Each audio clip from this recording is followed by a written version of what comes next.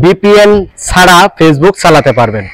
তো বিপিএন ছাড়া কিভাবে ফেসবুক চালাবেন আজকের এই ভিডিওতে আমি আপনাদেরকে দেখাবো।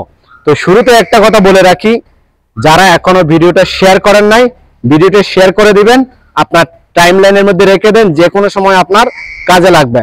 এবং আপনার বন্ধুদের সাথে শেয়ার করুন, তারাও কিন্তু বিপিএন ছাড়া ফেসবুক চালাতে পারবে বাংলাদেশের মধ্যে।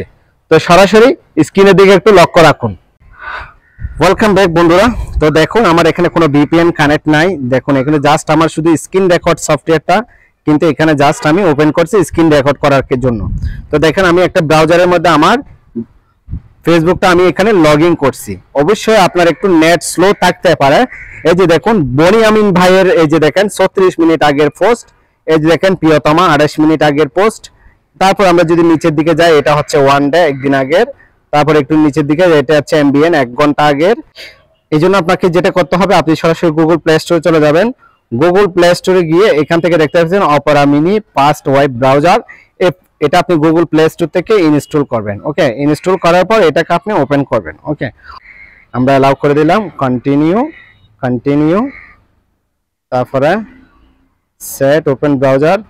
আমরা এখান থেকে কোনো ব্রাউজার, এখান থেকে অপেরা মিনিটা আপনি ক্লিক করে দিবেন। অপেরা মিনিটে ক্লিক করার পর তারপর সেট অপশনে ক্লিক করে দিবেন।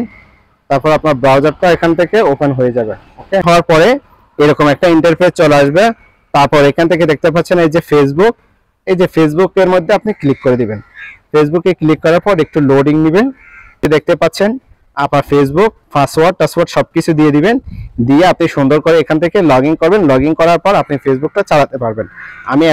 আমি আমার এখানে আমার ফেসবুক মোবাইল নাম্বার এবং পাসওয়ার্ড সবকিছু দিয়ে দিয়েছি। দেওয়ার পর এখান থেকে লগইন এ ক্লিক করলাম। আমি আবার আপনাদেরকে স্ক্রিনটা দেখাচ্ছি, যে দেখেন এখানে কোনো ভিপিএন কিন্তু কানেক্ট নাই। ওকে, একটু লগইন নিচ্ছে। এখন নেট স্লো থাকার কারণে আপনার কাছে একটু সময় লাগবে, কিন্তু আপনার ফেসবুক আইডিটা যে লগইন হবে এটা কিন্তু 100%। ওকে, তো দেখুন আমার কিন্তু এখানে আমার আইডিটা কিন্তু লগইন হয়ে গেছে, লগইন হচ্ছে। আমার এখন জিমেইলে একটা ভেরিফিকেশন চলে যাবে, কোডটা আমাকে দিতে হবে। কোডটা দিয়ে আমি এখান থেকে জাস্ট লগইন করে নিব। তারপর কন্টিনিউ অপশনে ক্লিক করলাম।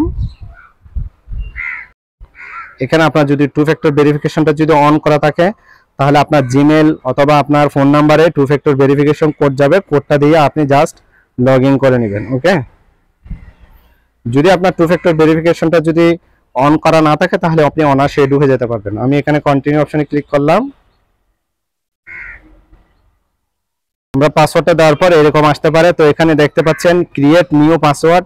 আমরা পাসওয়ার্ড দিব না, আমরা জাস্ট এখান থেকে নিচ থেকে স্কিপ করে দিব। ওকে, এখানে আমার কাছে নতুন পাসওয়ার্ড চাইছে, জাস্ট আমি নতুন পাসওয়ার্ড দিব না। আমি পূর্বে যে পাসওয়ার্ডটা ছিল সেটা ব্যবহার করতে চাইছিলাম, যার কারণে আমি এখানে স্কিপ করে দিলাম। তো দেখুন এখানে পুনরায় আমাদের কাছে আবার এখানে যেটা চাচ্ছে সেটা হচ্ছে কোড নাম্বার ভেরিফিকেশন চাচ্ছে। ওকে, তো আমরা এখানে ট্রিক অ্যানাদার ওয়ে দিয়ে দিব। অ্যানাদার ওয়ে দেওয়ার পর এখান থেকে দেখতে পাচ্ছেন আমাদের যে এখানে নাম্বারটা রয়েছে, আমরা নাম্বারে আবার টু ফ্যাক্টর ভেরিফিকেশনের কোডটা নিব। কন্টিনিউ।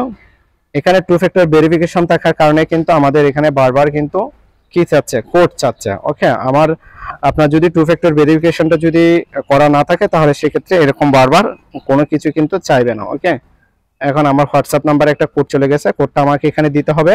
দেওয়ার পর আমি ফেসবুকটা কিন্তু চালাতে পারবো। ওকে, তো বন্ধুরা দেখুন আমার অলরেডি কিন্তু ফেসবুকটা কিন্তু লগ ইন হয়ে গেছে। এখন আমি ফেসবুকটা চালাতে পারবো, তবে নেট স্লো থাকার কারণে একটু আপনার একটু ধীর গতিতে চলবে। ওকে, নেট যদি আপনার এমনিতেই তো নেট স্লো, নেট যদি আপনার এলাকা বা আপনার ওয়াইফাই যদি পাওয়ারফুল থাকে, তাহলে অল টাইম চলবে। এই যে দেখুন এখানে 24 মিনিট আগের একটা পোস্ট।